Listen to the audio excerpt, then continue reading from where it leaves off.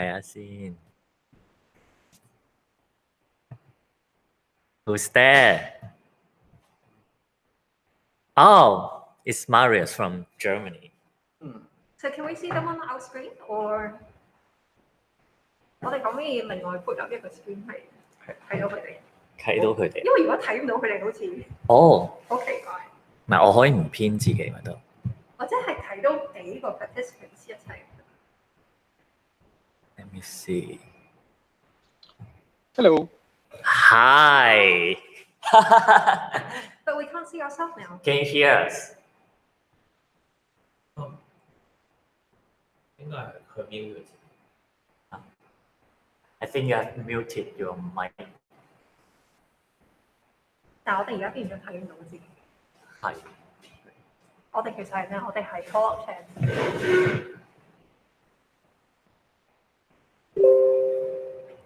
咁咯，一係。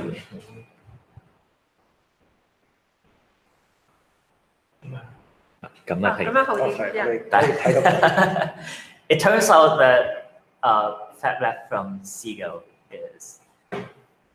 is earlier than Sweden. 啊 ，Seagull 邊度啊？即係 It's from Germany. Germany 嘅邊 part 啊？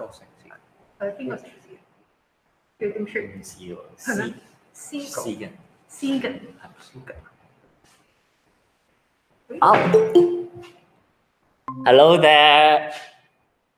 Hey, can you hear? Hello. Sorry for being 30 seconds late. It's okay. Is it okay with the sound, or is it too loud around me? Yeah, we can hear you fine. Yes. Can you Because hear us? I'm in a coffee shop, so I'm sorry for the inconvenience. It's okay. All right, so shall we begin then? Yeah, I'm ready. It's supposed to be a casual occasion. Here we have our moderator, Sarah. Right, so now we're at FabLab in Hong Kong. So this is a new space which is still being renovated by these guys. So today, basically, we want to share with you what we're doing here and also to get to know your projects so that we can see if there's any commonality between the kind of technological communities that we're trying to build. So I hear you sometimes a little bit distorted, so it's a bit hard for me sometimes to follow what you're saying in details. Oh, is there feedback? Yeah, I don't think it's feedback. Maybe if you take the microphone a bit closer, maybe that will do. Okay.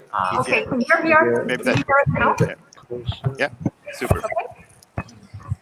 Great. So I was just saying that perhaps we can, use the coming hour to share what we're doing or what we're hoping to do. Certainly with COVID, but also looking into the future of what's possible with this maker spaces that we have around the world. Yeah, super. Great. Okay. So do we want to start with us? Yeah. Shall we introduce ourselves a little bit? I'm Holok. I represent a tech community called Station in Hong Kong, where basically we are now a kind of semi-underground group that has been doing networking and constant gathering until COVID.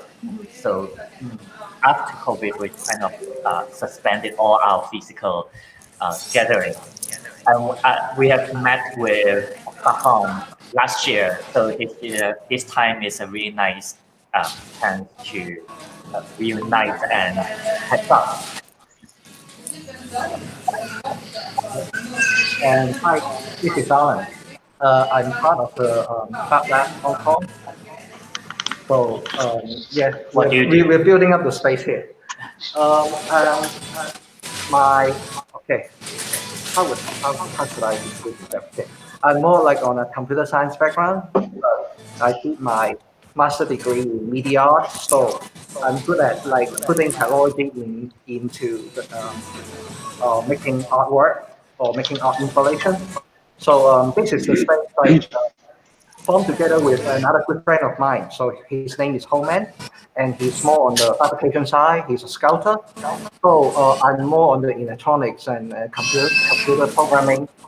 yeah, hacking all these like microwave,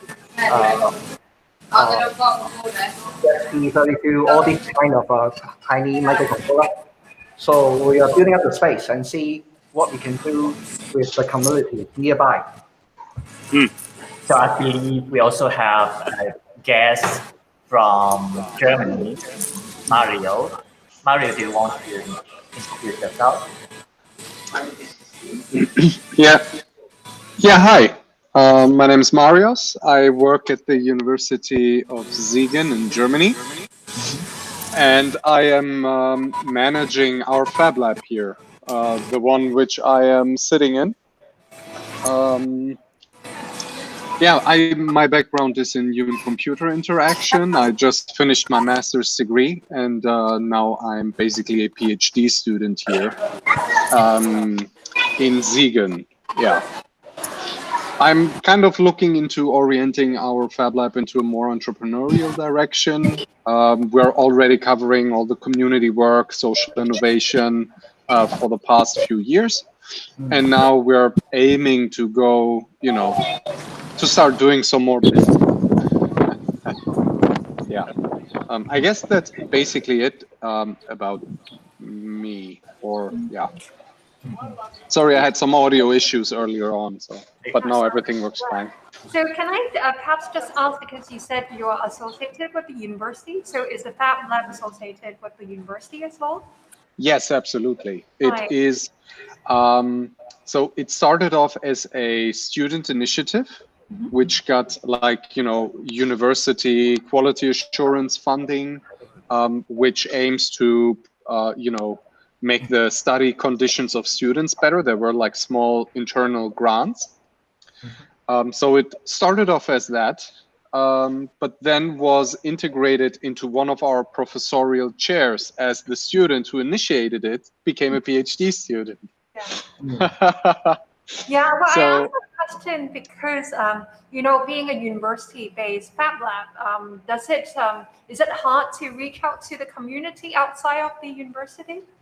well, kind of. I guess we were able to hack the system to allow openness. Okay. However, we are highly restricted, of course, being a public institution here in Germany. There are all those regulations that you need to pay attention to. So work safety and work regulations are very strictly handled here. But there are also other issues, and that is the business side of things. So contracting and trying to refinance the whole thing is very hard, at least for me in my university, in my state, due to the regulations. It's not easy. It's doable, but it has a lot of bureaucracy. So you might not be able as agile as you might want to be if the FabLab is like its own independent institution. One might think that it is, makes things easier to be part of a university. It might do, however, we are not centrally paid. So, every university has, for example, a library. And so it spends money on books and the library infrastructure, and the most important thing, the library personnel. Now, for me, this is absolutely not the case. I'm living off research grants and third-party funding that I need to acquire by myself. We don't have any centrally paid positions from the university. We belong to a professor's chair, and the university management basically says, yeah, the professor is responsible, So it is a bit it is a bit of a challenge actually. Right. However, I want to interrupt because the sun is actually setting now. I kind of want to give you a tour before the sun sets of where we're yeah, let's go. Because this is a nice Great. location where three parts on Earth were connected. Right. Right. Yes. So do you want to That's take awesome. the camera and show them what we've got in the lab? Yes. Actually, I will use another one.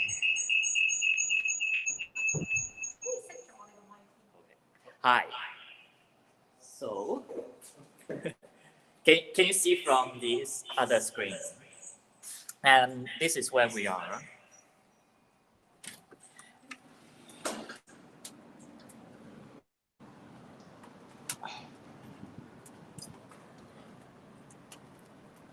Awesome.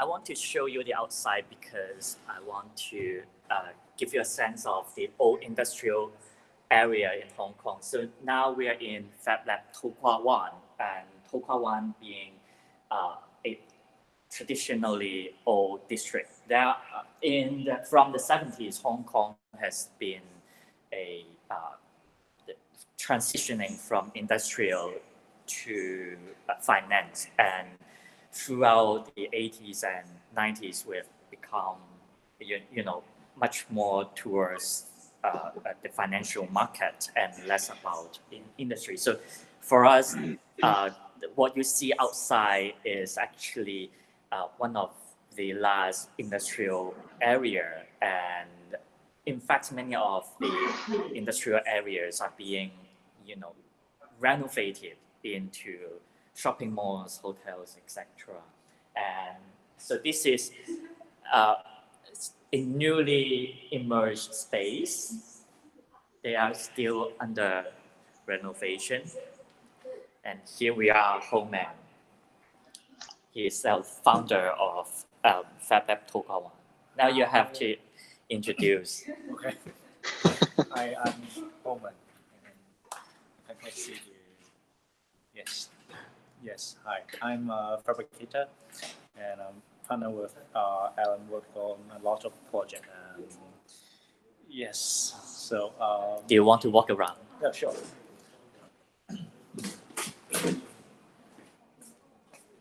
So here we are working on our foundations.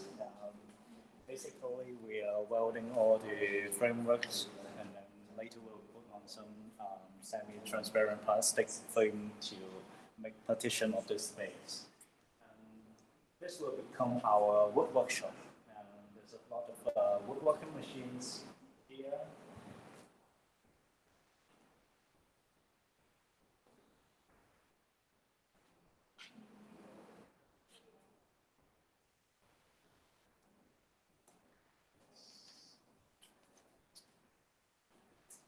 And then here is a metal workshop, and some traditional lathe and mills. And these are all from Taiwan. And these are the highest quality machine you can find near Asia, except for Japan. So we're just setting up this machine today, and they're now all on. Later we will have a repaint project of this lathe. It's one of our first project in this FabLab. And then here is a members area. We will have some small space for members. They can have their own desk here. And inside is a meeting room and a board game room. Lots of board games, and many of us like board games. This is the common area. We will have lectures and meetings here. And there's some laser cutting machines. And then at the position of the robot, there will be a CNC router.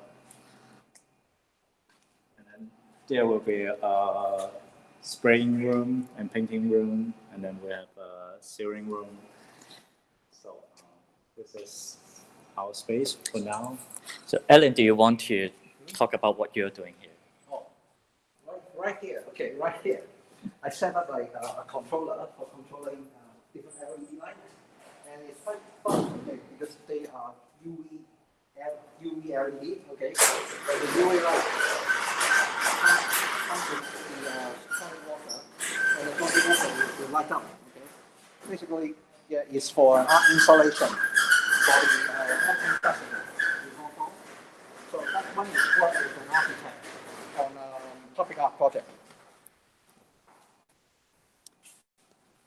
Okay. Now we're back. So, Okay. So maybe time to connect to Staffan to introduce your FolkLab and your projects. Yep. I went out from my coffee shop, so I can. Let's see. We can see. So now we are in Fisksätra.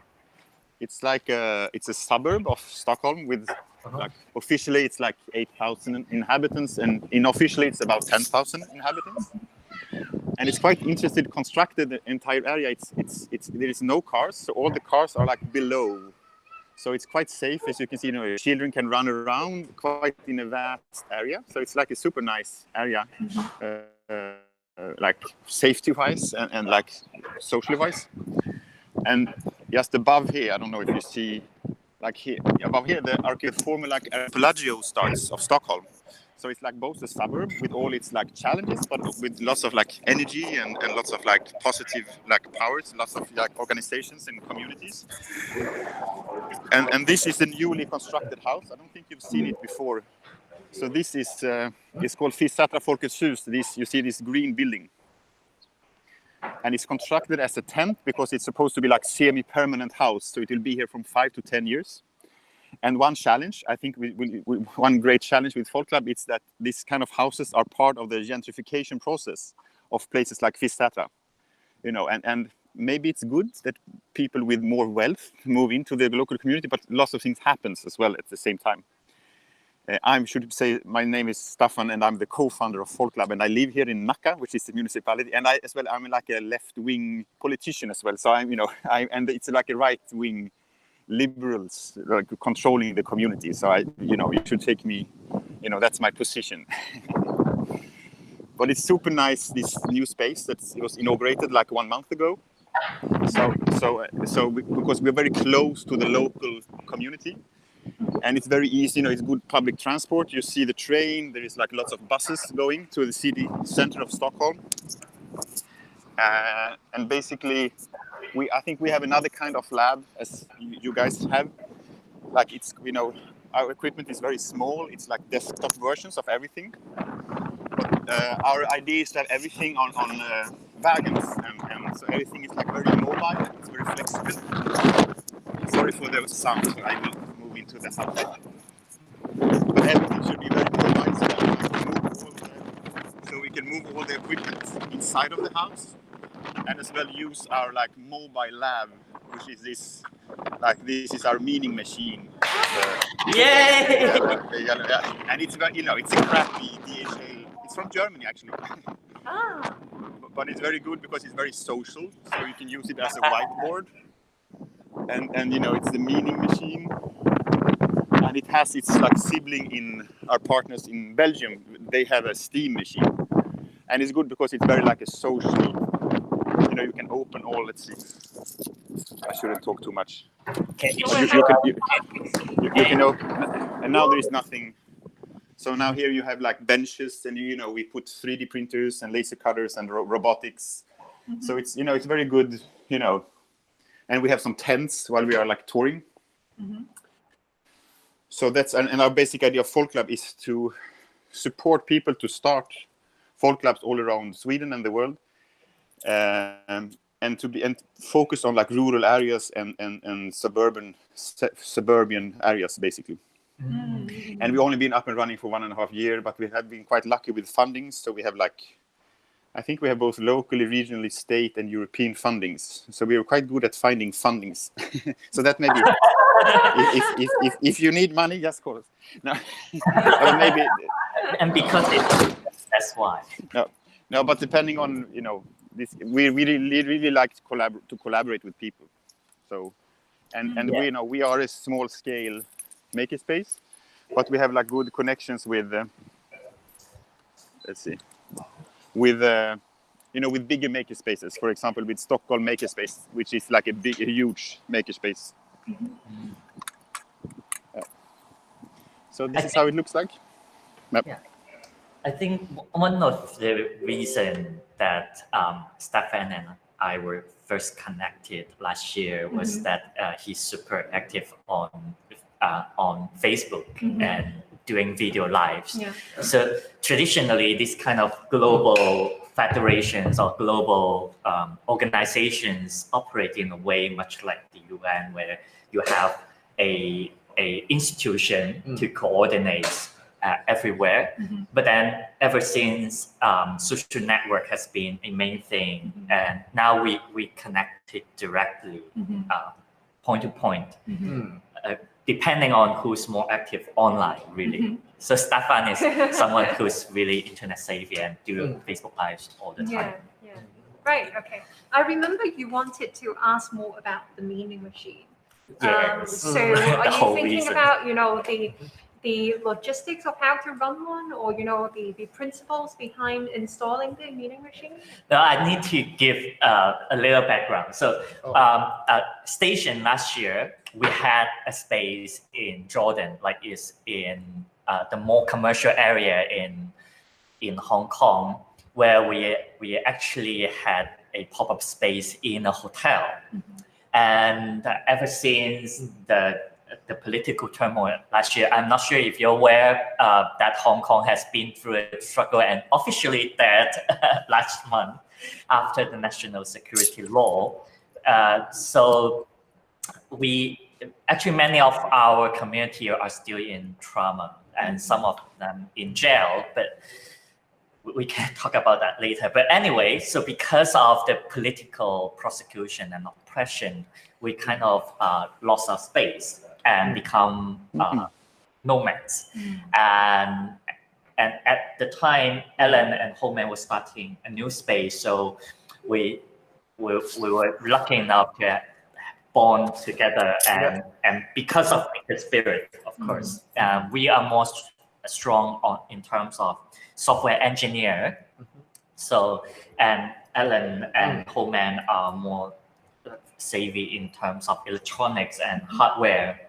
So it's a really good collaboration. So I have a proposal that, since FabLab ToKwaWan is installing all these hardware machines, how about I install a software machine where I appropriated Staffan's meaning machine, and we can, start creating meaning and meaningful relationships with the people around here, this old industrial neighborhood, and also how to rebuild the industrialization. As I said, that Hong Kong has been considered the financial hub, and many of our older generation, much like my parents, they were victims of structural unemployment, meaning that the factory moved to China or moved to Vietnam. So they lost their jobs and they become de-skilled, so they become janitors or security guards, but they are really skilled. So we are at a historical moment where we realize we cannot depend on China so much any longer. We need to have some of our local production, and we need to have our commercial circle bringing back locally. So I think this is where that idea comes from, and I want to interview Staffan about how I can better steal your idea of the meaning machine. So when FolkLab started the idea of meaningful relationship and doing meaningful things, what do you actually mean, and how did you accomplish that? I'm coming from like a different. My background is in like performance art. I'm an educated artist, and being like an activist and working with like rural development. I was hired as an artist for 5 years, working with rural. It was like a strange trip, and then I understand like how to organize. Basically, what are possible principles and common goals for organizing. And especially working with culture, it's a vast area. It can be everything. Culture can be like ballet, it can be a makerspace, it can be you playing the guitar in front of a bonfire, and So then we thought of, and then I had the mission working in this small municipality to make a new plan for all culture in that municipality, and how to coordinate that. What could be a common goal, like. So then I started to read like 15 years ago about, sustainable development and about, basically we have to go into this transition of making a society that works. And we're living on a planet that's trying to get rid of us humans. We are like destroying the possibility to survive as a species, basically. So then I thought, could a common goal for a local cultural politics be sustainable development? Like, could that be something that at least we could like meet in that? That could be a relatively good common goal. Let's save the planet, or let's save mankind. And as everybody knows, the past like 20, 30 years, sustainability has been, everybody said they're working with sustainability. I believe the Chinese government believe they're working with sustainable development, and everybody says that right now. So, and like 10 years ago, there came an international agreement about what do we really mean with sustainability, and it's an international standard called ISO 26000. It's a bit technical, but it was interesting. Like all of a sudden, we have like some kind of common goal. Let's create that society that is described in ISO 26000. And I think it's a little bit more. It's a more hands-on possible guide than compared to like the Agenda 2030 and the Sustainable Development Goals that are super, massive. They are like big, and it's very hard to make that into practice. But ISO 26000 can help you, like on an everyday basis, create that sustainable society. Or that's how I read that standard. So then I started to see, okay, let's introduce this one, and then you can't introduce 100 pages of text in English to a local community. They will go mad. People won't, leave us alone. Don't take this standard, especially don't into culture, which should be like free. So then we started to make a popularized version of that international agreement to make that into an everyday practice. So we made a simplified version of it, making like 36 playing cards and put images to it. So we make it to an everyday decision tool, basically. So both we can make a management system using the standard, if you are interested in that kind of issues, and you can make as well a decision tool. So I was like interested in meaningful making before I entered the maker movement. And then I hesitated quite a lot going into the maker movement because I saw a bunch of like male liberals, we are quite highly educated. Many of people I meet that is not like above average, at least in Sweden. Us too. Yeah, and I'm sorry it's free education in Sweden, so it's easy to. We are all privileged. It's okay. Yeah, so I apologize for the social democracy. No, but it's super great, of course. But it's not. I think it's problematic with the maker movement because it says that it's for everybody, and when you say something is for everybody, it's not true. There's lots of thresholds, and we have people here from FISATRA. They will never go into a normal makerspace because they don't feel. There is no Muslims in Stockholm makerspace. There is no unemployed people with alcoholic problem in Stockholm makerspace. I think so, at least my opinion. So that's why I was interesting, but there is a power in the movement of collaborating, sharing ideas. So that's why I tried, or my interest as an individual person, is to merge the maker movement with a participatorial, pragmatic, and popularized approach to sustainability. And with the systematics of standards of agreements, so we know what we're talking about because it's super urgent. Blah blah blah blah blah, and that's why. And then we had our friends in Belgium. They had the steam machine, which science, technology, blah blah blah. So then we thought, let's have a sibling in Sweden. Let's call it meaning machine, which is a play with words, of course. Mean machine. So this is a meaning machine, but I think meaningful making. We don't have time just to make. We have time. We need to make meaningful things. Otherwise we are fucked up as human species. So that's why we call it meaning machine. And we are still very confused. Oh my God, we've done several super bad tours, and using being very strange who we start collaboration with. So it's been a struggle for us. But it's great to have. It's very concrete, and everybody it's so abstract talking about making, and especially meaningful making. So then we have to go to them. So let's have a truck. We have to bring it to them. Yeah. And when they use a laser cutter or a robotic system, everybody loves it. They get obsessed with laser cutting without not. And people don't know it before because people don't go a dream. I think you dream about laser cutting, but that's not normal. That's not normal. Right. Sorry, it's a long blah blah blah. It's a long rant, but that's what Yeah, have the meaning. it's lovely to Yeah. share updates from you. Yeah, and the mini is supposed to be very social with all the doors, so you can enter in many, you can enter it from here, from behind, so it's very open. And then to of course, it's very small, of course, but you just add tents and it becomes, in this, it can be like it can be endless, the size. But we are still struggling. Yeah. Really reminds me of the magic school bus. Yeah, What's that? Where the yellow school bus can become anything and teach the students about science. I think I'll have a mini version here, like a small mini magic school bus. So just now we talked about the community that you've been trying to reach out to. So from Staffan, it's basically people on the streets to try to get them interested in sustainability and actually doing something about it. Maybe I'll just ask quickly, Ellen, what kind of community do you want together in the States and Hong Kong? Well, depends on the member. It really depends on the member. I think once the space is ready, we've got many different members.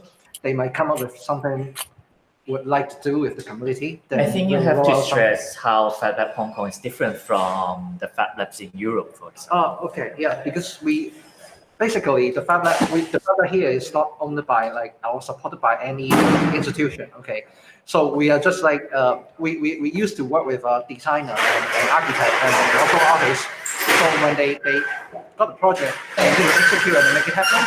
So this is the space of us to trying to help. There is like a massive sound. They're dragging a wall around the room or something. No, now it's okay. I think Yeah. We are funded privately by ourselves. So we need to run. We work hard for projects. Okay, we execute the projects. We get the money, and then we we support the space, and then want to attract more people to join the space, and then we get a stronger community, and see what we can do together for the society. I mean, something good for the society. Like for me, last year I started teaching kids for the summer camp about all this like STEM stuff. So I want to roll out something in this FabLab as well. Okay, we might get to connect with several like a primary school or secondary school, and then we can bring the students, or maybe we can bring the teachers to the space, and we try to support them how to teach the kids better with all these tools. Okay, like what we can do with the woodwork workshop with kids, and what they can learn from it, and how they can be benefit from this kind of workshop. So that's all what we aim to do. Like once this space is open, Great. I think one of the, Hong Kong is so expensive. A parking lot here, the price, you can actually buy a Greek island. It's true, you can Google search it. So, yes. So I think 10 years ago already, some seniors from the open source community in Hong Kong, they already wanted to start a FabLab, but they can't because first of all, the land price is so expensive. Second of all, the machines are not cheap either. So with Ellen and Homan, they have this advantage because they have been working with production for shopping malls and big corporates already. So these machines that they own, they use it for the jobs. Yeah, manufacturing and production. Yeah, such as these things, right? So artworks and big sculptures. So it's kind of the idea of shared economy where that the idle machines can be then used by the community or by the members who pay. So it's more like going to a gym. Yeah. So I think that so we are relying on the membership, but at the same time we want the member to contribute more, not only to the FabLab but to the community. Yeah. So if you come up with something good, like some sustainable idea, or even you can bring in some student from uni. Okay, we are happy. We can contribute our time or our skill to see what we can push or what we can really roll out to the community and test it through. That's what we really keen to do. Yeah. And I can just add that like formally we are 3 nonprofits that join together, which are like from a different, super different, angles. And one of the co-founding nonprofits it's called Kids Hack Day, and it's like a one-person nonprofit basically. But the founder of that nonprofit was co-founder of Strawbees, and I don't know if you've been working with Strawbees and Quirkbots, which are like, they had 20 employees. It's like relatively in the edtech business in Sweden, it's quite a huge company. So he's been part of that. So, and then we have the NGO of the community center here, and then an organization that I co-founded that is supporting people from places like this to start their own organizations, working with societal development. So we are like. We had some luck how we organize, and maybe it's a bit of a hassle for us to we are 3 different kind of nonprofits, but so we are both member based, but we are employed. The ones that are working, I'm not doing this voluntarily, even if I like it. So we have 3 kinds of models, right? So Marius, you have the institution backed, and then NGO, like several NGO joining together, and then collection of people, memberships, private, and then we in Station though we do it in basically an anarchist commune kind of thing. So we have. Last year, I introduced to you a model called New Association Movement, and that is like how to overcome the tyranny of decentralized groups. Like how do we avoid that there's always this core group who has all the say and all the power, like internal power structures, and by election of lottery. So basically, your leadership. So election of lottery. So you randomly choose someone to become the leader, and I, being the one who was chosen. So oh my God, it's true. Who got the lottery? And Yes, I won the lottery. You were, in January. So everybody says that. It is objectively monitored, audited. Yes, so the model worked quite well. At first, I thought that maybe people would think quite strange because this kind of direct participatory democracy wouldn't work. But so far in our group, we have 227 members, and they all agree to this model of selecting a leadership through lottery, so that the next election would be in 2022, so 2 years from now. So let's see how, if this model works, we would then copy to other groups, because now with the political situation, I think many of the post umbrella movement groups and then post extradition bill groups, they have to go underground. Many of our civic groups have to go underground, basically. So you can stop us as clients, as gang members. And formally, how is Station organized? Are you? What's the formal juridical body of Talk Station? a little bit about the satellite stations and how they're all connected together. Yes. So formally, we are a registered charity, but with a different skin. So the station would be the sole project, the only project of this charity, so that we can collect donations, and then we can do projects, but we cannot directly support activism, because then our account would be frozen. And then we try to situate ourselves as structure of support. So it's an idea where you form partnerships with different, we call hands, like a project. Project. Yeah, it's pit projects, and these projects are the main body. So we support the growth of multiple projects, and we try to encourage as many projects as possible, and then we channel skills and then manpower and money into these projects and contacts and networks. So we position ourselves as pure networks and try to not have not have a centralized body where you can be cracked down. So we are trying to transition into nodes. I'm not sure if you're familiar with the idea of nodes. So it's like mesh network, basically. And talking about that, last year during the water movement or the anti-extradition bill movement in Hong Kong, one of the things that we did was we provided on-site mesh network Wi-Fi to activists. Because in Hong Kong, when you are in, for example, provincial areas, you can have, Google will send a hot air balloon and then emit Wi-Fi, right? It's not possible in Hong Kong though with all these skyscrapers. So the only possible way is that we deploy a real-time mesh network within the crowds. Yes, and it would be a crowd as huge as 200,000 people.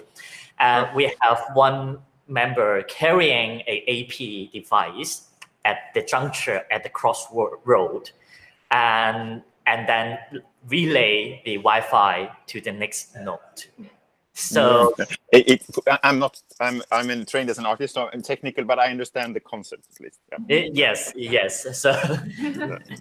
So to provide, and another thing is that we provide encrypted chat rooms for the crowd. But then one misfortunate thing happened was in one of the actions, there were spies from the police. They disguise as protesters and arrest protesters from behind. So that was quite traumatized. So we have to call off that action for a while. And it's still difficult for me to talk about last year. I can imagine. We have been through a lot. Maybe we can change the topic to talking about this year, because since the world has been affected by the coronavirus outbreak, I've been interested to know, how that has impacted your work, or looking forward to how you would envision your work to be any different from what's gone on before. I think Marius will have something to talk about. I see FabLab, they have a lot of fabrication of face shields. I mean, the Corona outbreak impacted us in a sense that me and a small part of our team were allowed to come and work, while our colleagues were not allowed to come to university during the lockdown. So we did produce a few face shields as a kind of first aid relief, let's say, until mass production can start. We actually supported a few entrepreneurs who wanted to go into full production with certified shields, so we created the prototypes for them. But I guess what you were aiming at, it was how are we continuing to foster our community and exchange, right? And I mean, we're basically not. So by university regulation, we are not allowed to let anyone in. Only recently the regulations were loosened. So I am now planning by next week. Don't tell the others, Carrie. From next week, we will reopen to a small group of students, which are very close to our master's program. So we will allow them first to come. And, I have all the tables. I don't know if you can see this green number, 23. every place is basically numbered, and you have to put your name on a list when you arrive, when you leave, and the number of the place that you're sitting in. So it's kind of restricted. We went from open to basically everyone, and maybe I can actually show you, as you guys have shown. So behind me here is, let me walk outside. So I'm basically in the middle. I'm losing you a bit. Maybe it's my internet connection. I don't know. I lost connection. So I'm basically at our river promenade here in the city. It has many pedestrians, and everyone can basically come in. You know, we don't ask questions what they work, what their background is. We even have some people with special needs, mental special needs, who come and work here. And we went from all free, open. I can hear you. Can you hear me now? Is it better? We went from all open to everyone to basically, it's just our privileged group of colleagues coming here. So, I mean, we have mixed feelings, you know. We don't want to encourage spread of COVID-19. But on the other hand, we do want to, you know, open up again and have traction here and have the people, because that's what makes the magic of such spaces as you have and as we all try and run, to have the traction. So I really don't know how we will cope with that. So currently we will have students come into specific opening hours, and then to allow the general public, we were planning to maybe go in restrictive workshop formats in order to, you know, we try to engineer around university regulation. So maybe that could be a way that they allow us to let people in. So we say, okay, 3D printing workshop, 5 days, for example, or whatever. We give them a small presentation, and then for the rest of the day, they can just do whatever, you know, whatever they want, create, work on their projects and stuff. So we basically went into from 100% to minus 100% because we had to lock down. Yeah. What about in Staffan's case? What about your, can you drive around the meeting machine during I think Staffan lost. Yes, he lost connection. Right. We can continue. Yeah. Well. Yeah, you should help him get a mesh network into his meeting machine. Maybe, maybe a small satellite dish on top. Yes. I think around COVID, Hong Kong was the first to get impacted, and we reacted really soon by everybody wearing masks. Before the West recognized the effectiveness of mask wearing, and then we also, hi Staffan.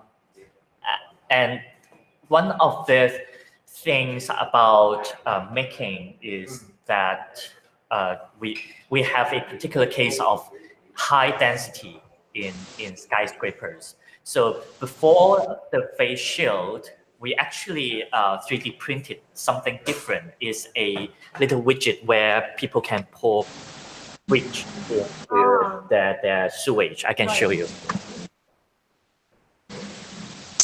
This hands-free door handle thingy, you mean? I can show you.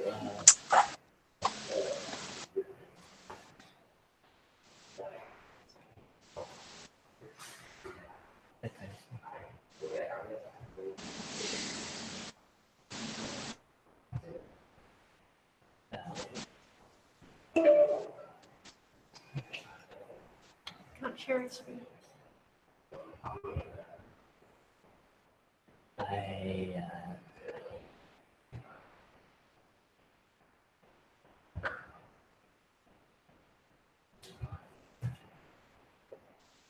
Sorry, I had some connectivity issues, but now I think I fixed it. Yeah, that's fine. We Sorry. can hear you now. Paul was just trying to pull something up with the screen, but I don't think we can do it at the moment. Can we do without it for now? Yeah, never mind. 唔使啦。So what I was trying to say is, apart from making, I think the beauty of having a space is that one design you can share it all over the world.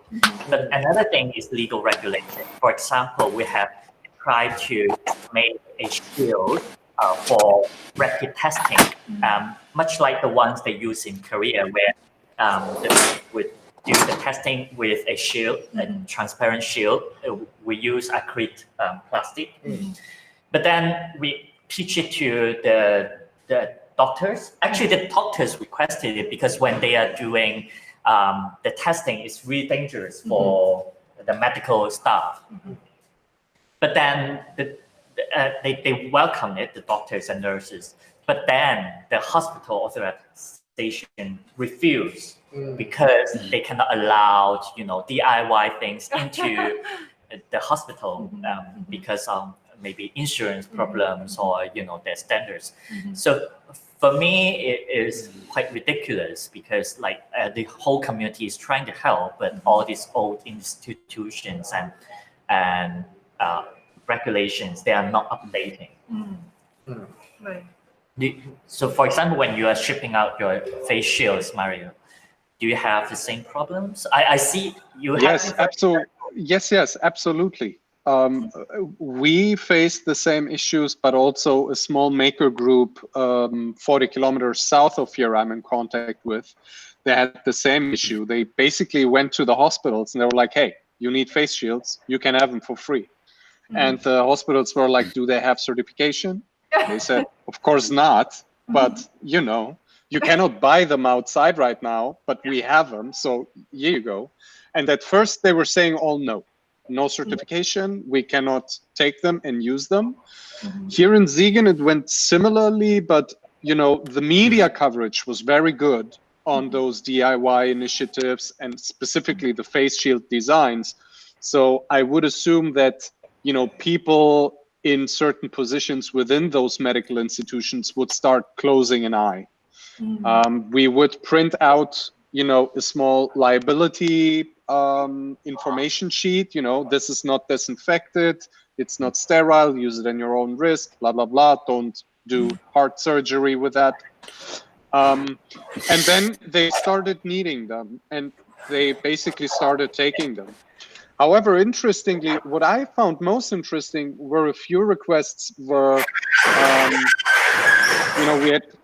we had some institutions from the to consultation, for example, mistreated children or mistreated girls, for example, they consult them. They asked us because they didn't want to wear the protective mask that you are wearing right now, in order to allow for gestures and mimics, but also people with hearing aid. That was also an issue I found, and there we get into that certification problem again. If you're deaf and you need to read lips, you basically cannot buy bread around here at the bakery because all the workers, they have to, by regulation of the ministries, have this cover, right? So what are you supposed to do? There are solutions, but there are no solutions with certification. So that's kind of a very interesting issue. I think that, it's like a wicked problem. I thought about maybe doing a project where I design such things with people who have those issues. So deaf people can design the things themselves and then try to get them certified or so. But I wasn't able to actually get funding. And even that is right now loosening up. So I did see a few workers in bakeries wearing a shield without a cover. So,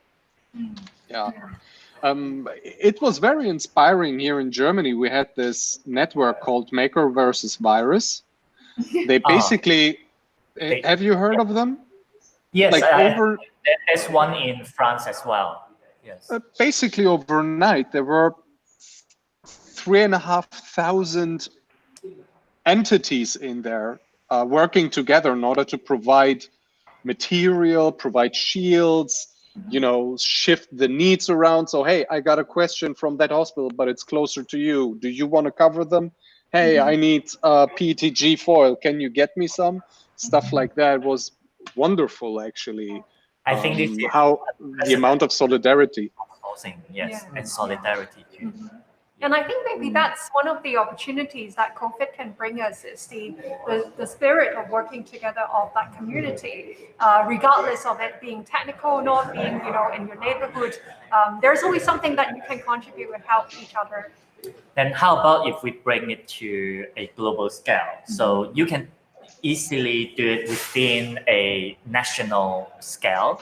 But for example, us being here, Hong Kong, Sweden, Germany, what do you think are the next steps? What kind of collaboration we could have in the future?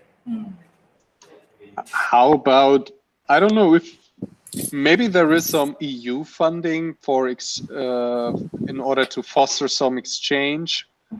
Like for me, my only funding opportunities is research grants. So I'm kind of stuck in that microcosm if I'm supposed to get something started. But that would also mean I might have to need academic partners on the other side.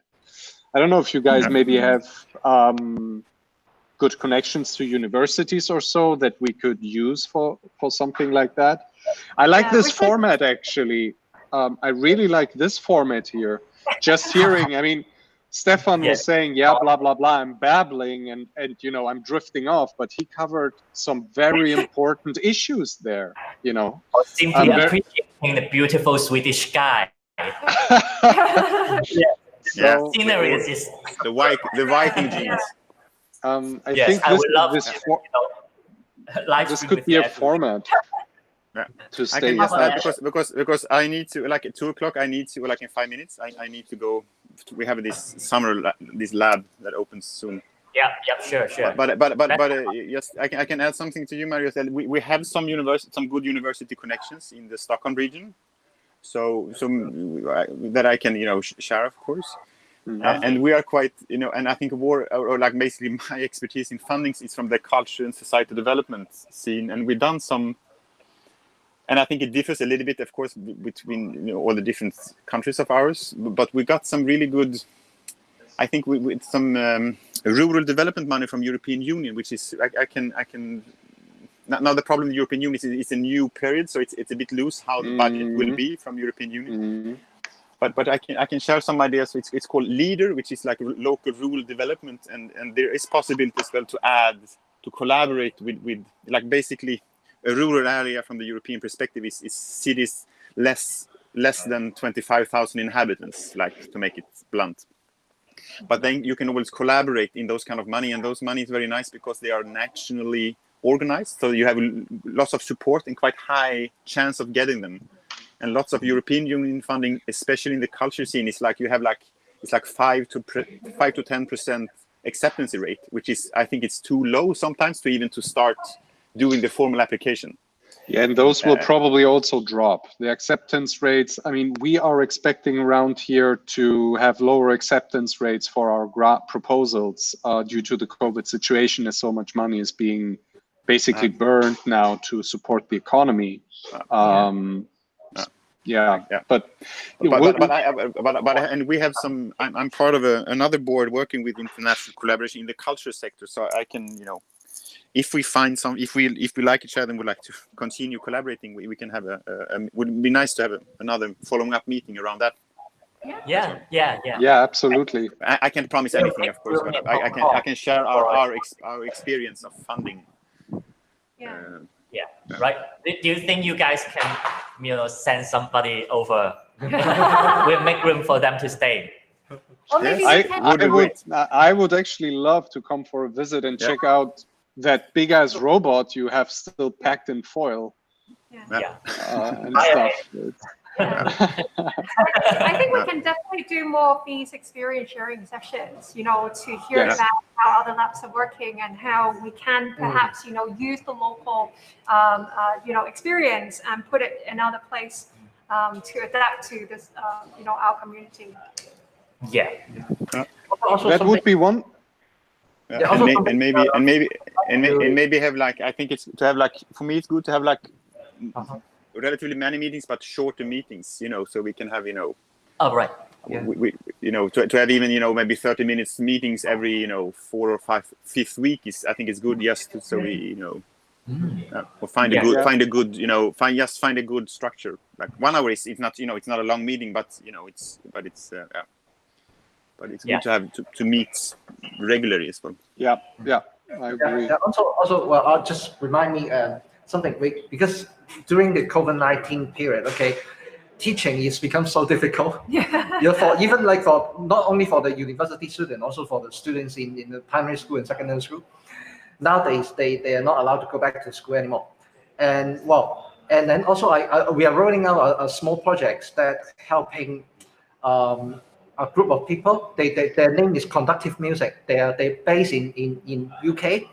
So they used to visit the school one by one, and then teaching the kids how to using the microbeat to do some musical stuff. I think the point is like they're using music as the way to cut directly into the kids, and then make them learn a little bit about the coding and also this kind of microcontroller stuff. Okay, but at the moment they can't really teach the kids easily, because they can't do a classroom section altogether. So we are making some tiny extension for the microbeat and see what we can do with the kids. Can kids go online and then using those tiny kit put into the microbeat, and then they can play some music together and enjoy and have some fun session, and then also they can learn a little bit about the microbeat. So this is something ongoing and happening. We are working. I'm sorry to say I need to go. Oh, okay. But, if you will as well, we have just our colleagues at Strobis as well have invented a connection kit between Microbit and QuirkBot. So look on that online if you want. I can give you a good ship over some of this if you want, because if you want to have a look at that as well. I'm sorry to be this. See you soon. Yeah. See you Bye. soon. Be safe. Bye. Take care. Yeah. I find this actually very interesting, what you just said, as I was facing a similar issue, trying to teach 3D printing, for example. I'm following this hands-on approach in whatever I try to teach. People need to hear, smell, feel stuff in order to learn about it. And with regard to those microbits that you're talking about, we're not just trying to, I have been using a similar development board with children in Palestine during a 3-year research I did there. But now I will be using those with actually university students as an introduction to programming. I think it's a very valuable approach, to have this haptic and real world experience of whatever is abstract code, on a very basic level. But so how are you going to support this social part of the classroom, you said? What does that add-on do? No. Does it connect the microbits? Yeah, okay, not really, but they now conduct the course remotely online. Okay, so they are like open up like a meeting room, and then but we are thinking to make something to send to the kids. So like we will send them a kit, okay, a box set, send to their house. Then they can open it up, and then they can start playing around with it. We are making a curriculum to run through like a small process. Maybe they just spend an hour, a few hours online, then they can build something. At least they can get something, having some fun at home, because otherwise they are like gonna, for the kids, they are really, really tough for them.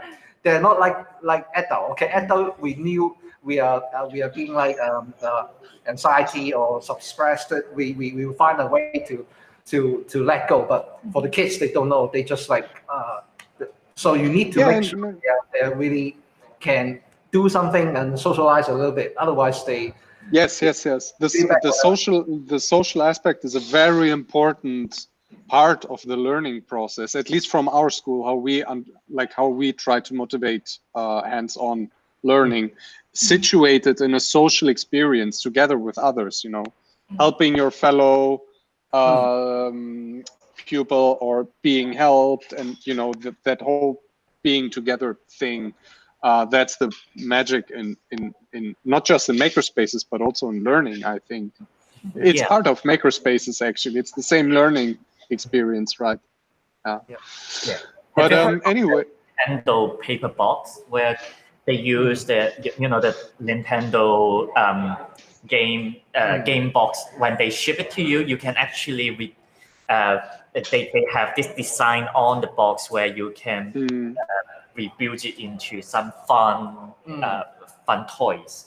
Yeah. So I think it's around the idea where you send a box to the kid and then they can just play around with what's inside and even the boxes. And also we can link them up all together on a web page or on a website, so they can play music with their friends together.